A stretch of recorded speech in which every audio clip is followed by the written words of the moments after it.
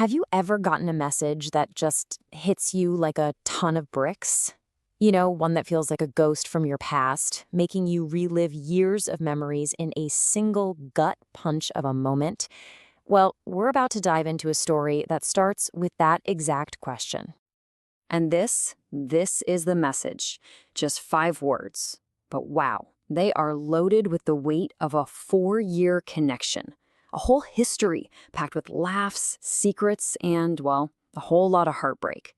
So, let's unpack the story behind them.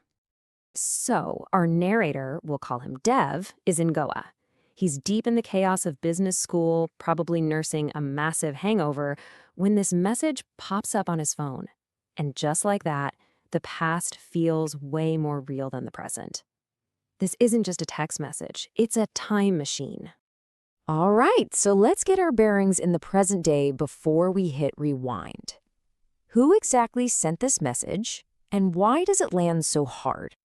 The sender is a woman named Tanishka, but he called her Tam.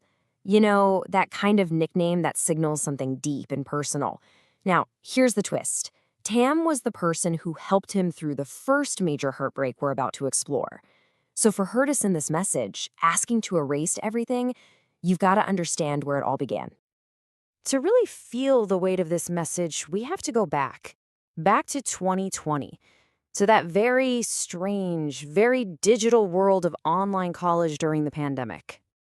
So, like a whole generation of students, Dev's college experience started by staring at a screen. He was part of the COVID batch. His first real interaction wasn't in a classroom, but on a group project, making a photo collage. And that's when he first saw her picture, a girl named Avantika, wearing this incredible purple sari. But the real spark, the moment that changed everything, that came during a surprise call on his birthday, October 13th.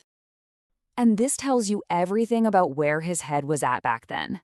He'd seen some other guy, Manvit, defend Avantika in a group chat and just immediately assumed they were a thing. So he'd already counted himself out, totally afraid of being that awkward third wheel. And this is how a tiny moment, a little push from a friend, can change everything. So his friends throw him this virtual birthday party on Google Meets. And the whole time, Dev is secretly, desperately hoping Avantika will show up. His friend Pavni totally clocks it, takes matters into her own hands, calls Avantika, and actually gets her to join. And when she pops up on that screen and says, "Happy birthday," for Dev, that was it.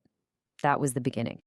So as the world slowly, cautiously began to open up, their online connection was about to face the ultimate test, reality. You know, Dev had this whole grand vision of college life in his head, like something out of a Karan Johar movie, right? Big, vibrant, romantic. But the reality of Christ University was, a little different. Think less cinematic love story, more corporate boot camp. We're talking strict dress codes and an ID card that was basically your key to existence. But honestly, none of that mattered, because in December, he packed his bags, moved to Bangalore, and finally met her face to face. After months of just seeing her as pixels on a screen, there she was, real, standing right in front of him. And he's just completely overwhelmed with feeling. He decides right then and there he can't hold it in anymore. At this place called Ace Cafe, he just puts it all out there with this incredibly raw, heartfelt confession. He tells her it's not some movie-style crush. She actually makes him want to be a better person. And she says yes. Well, sort of. She doesn't say "I love you" back. Instead, she agrees, but with a condition. Let's keep this personal. So right from the very beginning, their entire relationship was a secret, hidden away from everyone else. And then, almost like it was written for one of those movies he dreamed about, they have their first kiss that very same night. They get caught in a sudden rain shower and take cover under an awning. And it happens. It felt like a total fairy tale. For that one moment, everything was absolutely perfect. But you know how these things go. Fairy tales don't always last, and that initial magic, it soon started to give way to the first signs that something was wrong. Little things started popping up that just felt off. First, he finds out she smokes, which is something he really can't stand. Then, they're at a get-together, and her ex-boyfriend, Mehul, calls. She rejects the call super fast, brushes it off, saying, "Oh, we're just friends." But for Dev, these little moments started planting these tiny, nagging seeds of doubt. And that's the question that starts echoing in his mind.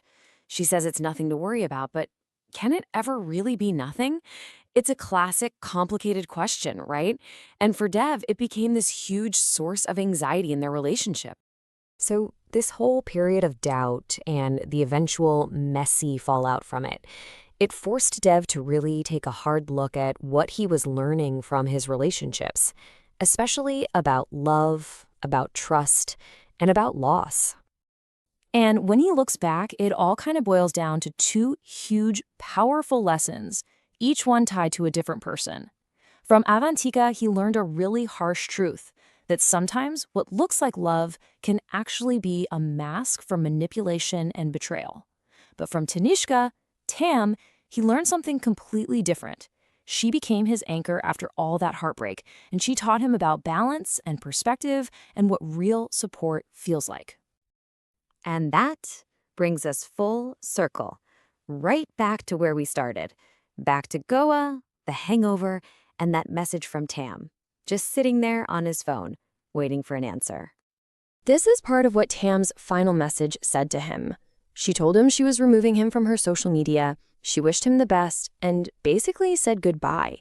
It was a clean break, her way of trying to give them both a fresh start, no matter how much it might hurt.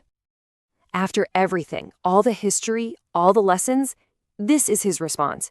And man, it is filled with so much pain, but it's also incredibly mature. He chooses her happiness over his own need to hold on. It just shows you how much he's grown from that kid who was too scared to even say hello. And really, that's the question this whole story leaves you with, isn't it? After 4 years of memories, after all the love and the loss and everything in between, how do you just unfeel it? How do you tell your heart to let go of something that still feels so incredibly real? That's a question that doesn't have an easy answer.